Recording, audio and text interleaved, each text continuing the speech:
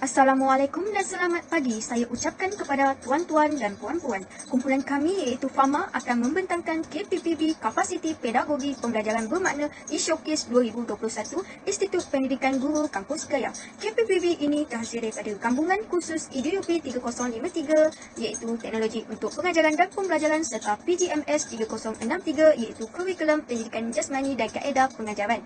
Ahli kumpulan FAMA yang pertama Michelle binti Maxwell, yang kedua Monica Genut Anak Ledai, yang ketiga Nur Ain Hakimah binti Sulaiman, yang keempat iaitu saya Nofizatul Anisa binti Jasini dan Nur Syahadatul Anggun binti Abdul Rahim. Pensyarah dan penasihat kami iaitu Puan Isra binti Arifin serta Puan Siti Qadaria binti Muhammad Bajuri. Melalui kedua-dua hasil pembelajaran kursus tersebut, maka terhasillah Big Idea KPPB bagi IDUP 3053 dan PJMS 3063 iaitu Guru Kreatif dan Kritis. Daripada KPPB kali ini, guru menjadi lebih kreatif kerana mampu untuk menghasilkan sebuah produk yang baru untuk digunakan di sekolah oleh murid-murid dan guru. Di samping itu, guru juga menjadi kritis di mana mereka boleh menganalisis, mentafsir dan menilai sesuatu produk secara mendalam untuk mengkaji keberkesanan produk tersebut dan memikirkan alternatif untuk membuat penambahbaikan sekiranya terdapat kekurangan. Kompetisi Global 6C ini dapat mewujudkan pembelajaran bermakna kepada para pelajar. Yang pertama, karakter iaitu sasiah di mana kami seperti ikon yang dilihat iaitu tentang kecekalan, tentang ketabahan, tentang tanggungjawab serta ketahanan. Di mana kami mencipta produk yang dapat memantapkan sasiah diri kami menjadi seorang yang bertanggungjawab, cekal, tabah serta mempunyai ketahanan yang tinggi. Yang kedua, citizenship kewarganegaraan. Kami mencipta produk yang berguna di mana kami memikirkan tentang pemulihan manfaat bersama-sama tanpa mengira pelbagai permasalahan. Penggunaan dewi bahasa iaitu bahasa Melayu dan bahasa Cina dapat membolehkan pengguna menggunakan dan memanfaatkan elemen digital dalam konteks baharu.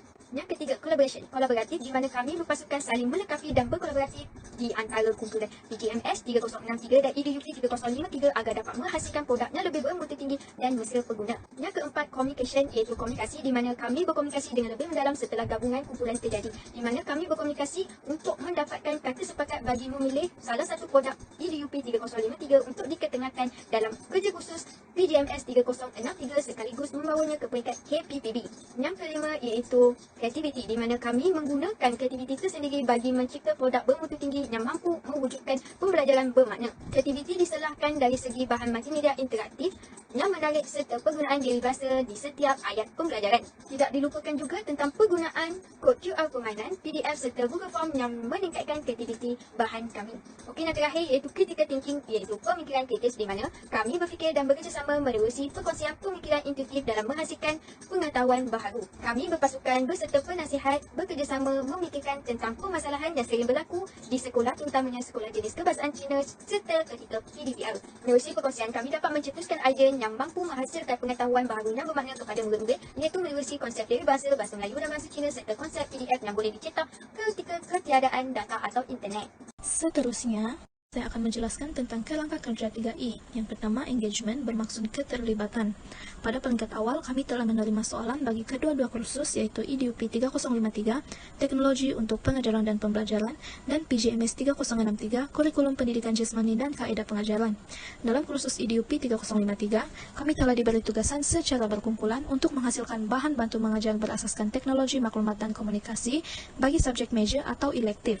Manakala bagi kursus PGMS 3063 pula, kami telah diberi tugasan untuk mereka bentuk bahan bantu belajar untuk menyokong pengajaran dan pembelajaran pendidikan jasmani.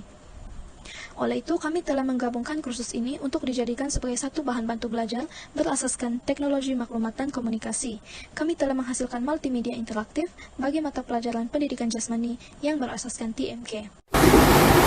Berikut menunjukkan cabaran-cabaran yang kami hadapi sepanjang menghasilkan produk multimedia interaktif ini. Cabaran yang pertama adalah murid-murid di sekolah kebangsaan jenis Cina kurang memahami bahasa Melayu yang digunakan dalam multimedia interaktif ini.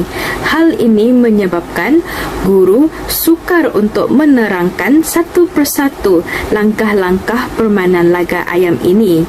Cabaran yang kedua adalah tahap kelancaran video multimedia interaktif yang rendah. Hal ini kerana kami masih baru meneroka dunia pengeditan video menyebabkan kami tidak dapat mencapai kualiti video yang diinginkan. Cabaran yang ketiga adalah masalah rangkaian internet.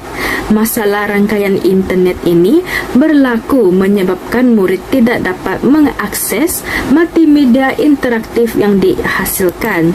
Seterusnya, masalah rangkaian internet ini turut berlaku dalam ahli kumpulan di mana ia menyukarkan proses penghasilan multimedia interaktif dan turut menggunakan masa yang banyak. Cabaran yang keempat adalah kesuntukan masa.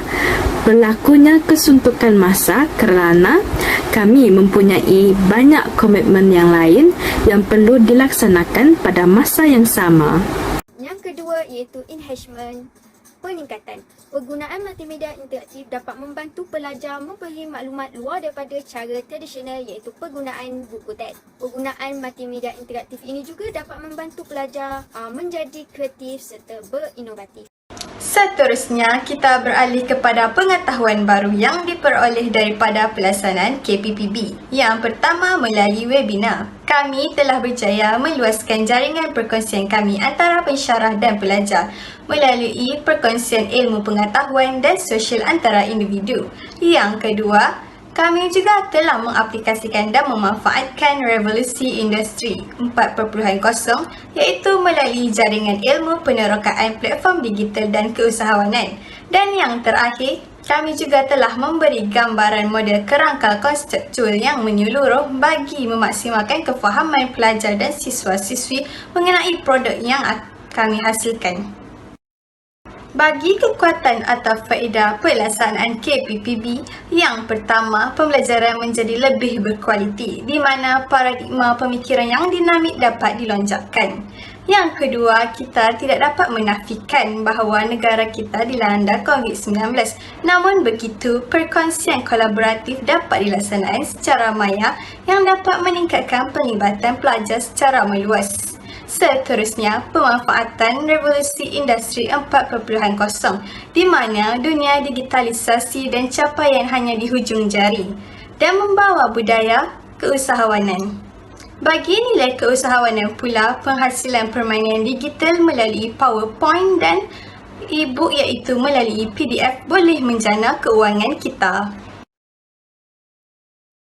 Bagi 3E yang terakhir iaitu extension, kumpulan kami berjaya mencapai tahap ini melalui beberapa kaedah iaitu Google Form dan perkongsian pintar. Video multimedia interaktif yang telah kami hasilkan dikongsi kepada beberapa pensyarah luar. Antaranya ialah Encik Nawi Razali iaitu mantan pegawai di bahagian pembangunan kurikulum pendidikan jasmani di Sarawak, Encik Bobby iaitu guru pendidikan jasmani di SJKC Chonghua Menggatal dan Dr. Abang Ismail iaitu pengarah IPG Kampus Rajang yang turut menjadi pensyarah cermelang pendidikan jasmani di IPG K Batu Lintang. Kami berbesar hati kerana diberikan peluang untuk mendapatkan analisis dan maklum balas daripada pensyarah-pensyarah yang berkaliber. Berikut memaparkan maklum balas yang diberikan melalui Google Form. Seterusnya, kumpulan kami berjaya melakukan perkongsian pintar bersama pelajar junior pendidikan jasmani serta pelajar dan pensyarah daripada IPG Kampus Ken pada 27 September 2021. Berikut menayangkan sesi perkongsian pintar pada hari tersebut. Dengan mencapai tahap 3E yang terakhir ini, membuktikan bahawa kumpulan kami mampu untuk membawa hasil inovasi ini kepada peringkat yang lebih tinggi. 3R iaitu Vision, Relevant dan Leadership. Terdapat 4 bahagian pada model ini iaitu A, B, C dan D. Mari kita saksikan pembahagian-pembahagian tersebut.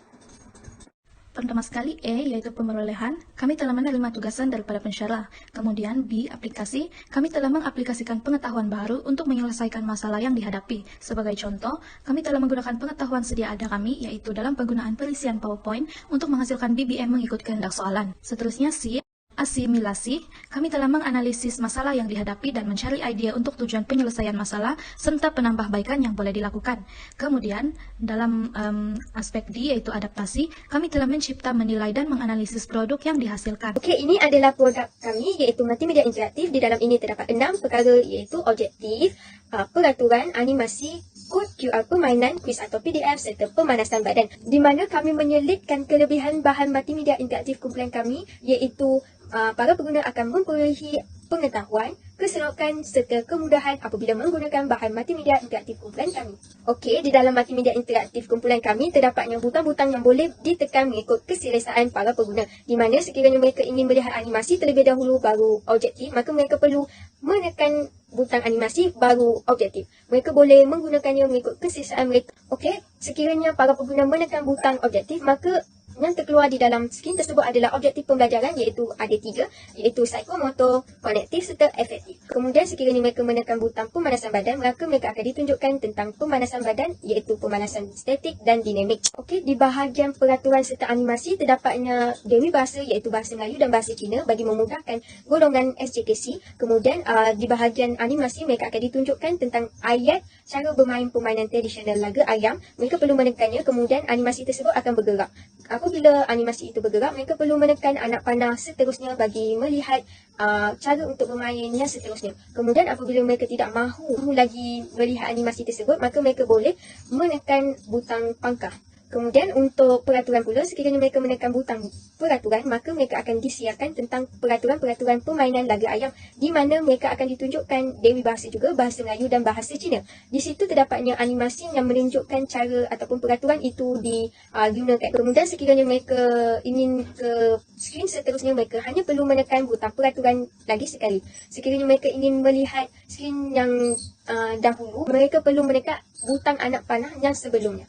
Okey, apabila mereka menekan butang untuk kod QR permainan, maka di situ akan disiarkan tentang kod yang boleh diinvest oleh mereka untuk bermain games permainan laga ayam. Kemudian sekiranya mereka menekan butang quiz atau PDF, maka mereka akan disiarkan tentang link quiz yang boleh dijawab oleh mereka. Kemudian link PDF yang boleh dicetak sekiranya ketiadaan data atau internet. Okey, kemudahan, keserokan serta pengetahuan dapat diperolehi oleh para pengguna dalam satu masa yang sama. Di mana untuk pengetahuan mereka akan mengetahui cara peraturan permainan laga ayam dilaksanakan. Manakala keserokan, mereka akan memperoleh keserokan melalui permainan games permainan laga ayam. Manakala untuk kemudahan, mereka diberikan kemudahan link PDF di mana mereka boleh mencetak bahan-bahan multimedia interaktif kami untuk membuat rujukan sekiranya ketiadaan data atau internet. Ini sahaja pembentangan daripada kumpulan kami. Sekian, terima kasih. Ini sahaja pembentangan daripada kumpulan kami. Sekian, terima kasih.